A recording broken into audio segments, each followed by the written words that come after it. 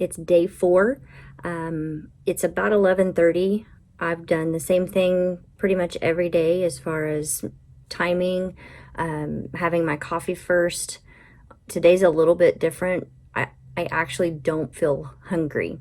The best way to describe it is I feel empty. Like I know there's nothing in there, but I don't feel hungry. I don't have that scarcity mindset of, oh my gosh, I need food. I know that I'm okay. I actually haven't even opened, the box for today. So here's box for day 4.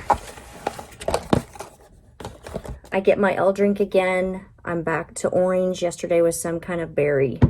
Then I have 2 soups. So today, I haven't had this one yet, this vegetable soup blend. So this is going to be for lunch. And then I have the same minestrone quinoa. This actually, like I kind of told you, you do it stovetop, but because of the simmering effect and the stuff that's in it, it is a little bit thicker than the lunches or the lunch soups. So it kind of helps to satiate, for the evening time. So I have that. This is supposed to be my breakfast. Oh, hallelujah. I get my little crisp bar. Guys, this is coated in like a darker chocolate, and it is really something to look forward to. So I'm so happy this is back. I have my supplement vegetable powder. So this is just making sure that you get your nutrition since you are limited on the actual food you're taking in. Some of the things it has in it: vitamin A, C, D, E. You get vitamin K, some folic acid, vitamin B, because let me tell you, one of the other possible side effects of doing the Prolon is you can become a little irritable. So that's kind of why I've been talking about timing with stress and situations might be stressful. You can become a little irritable just because you don't have the freedom to make choices with your food and the calorie restriction and that kind of stuff. So getting some B12 in there is not a bad thing. Some more tea. Same kind. You're not getting a ton here. You got your hibiscus, peppermint, lemon, extra hibiscus. And these are awesome, like I said, to do the cold steep with your L drink and your Prolon. Hallelujah, I get snacks again. So I'm going to get one of these for a snack, and I'm going to get one of these for to go with lunch. One is a touch of sea salt, and the other one has a hint of garlic, so it's got some extra flavor in it. So I usually save it for my snack, just so I use my soup as flavor with my olives, but that's nice as a standalone snack. So guys, like I said, it's about 11:30. I didn't feel a need for breakfast. I felt really good. My energy is kind of, it's back on an incline, so I'm growing my energy back. Day 2 is kind of rough. I didn't feel like I had a lot of extra to give. So today I'm actually feeling really good coming into the last half of this Prolon 5-day fasting mimicking diet. It's about 1 o'clock. I have my lunch made. Today was vegetable soup.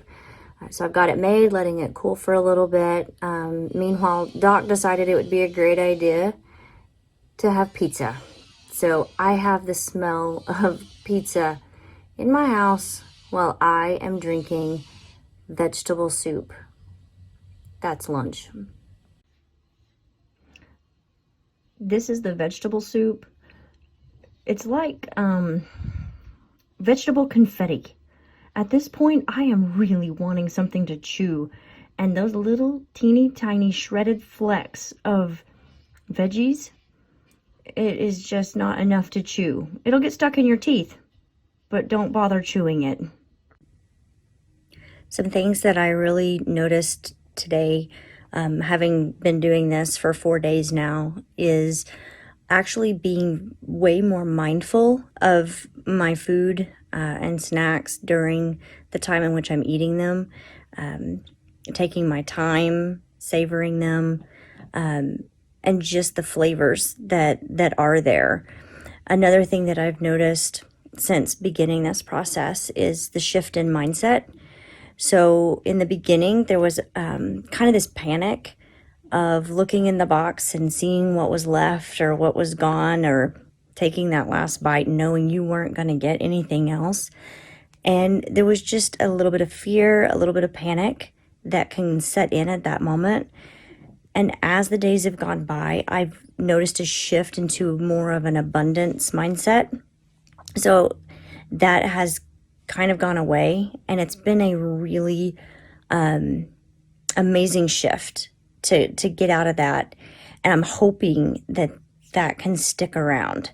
So I'm really enjoying that shift to abundant thinking and abundant mindset. Another thing that I've noticed happening as the days have gone by is just this kind of, I guess the way to describe it would be like a folding in.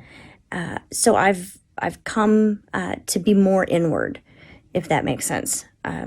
Protective of energy, the activities that I participate in or don't engage in, because I don't have a huge calorie reserve. So I'm cautious about the activities that I am pursuing and where I'm putting my efforts in.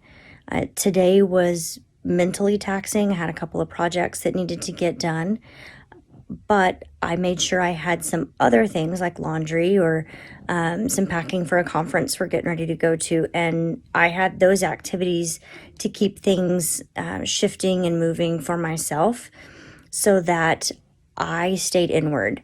Didn't really engage a whole lot with the family, just kind of stayed, I wouldn't say isolated, but just stayed busy with my own stuff.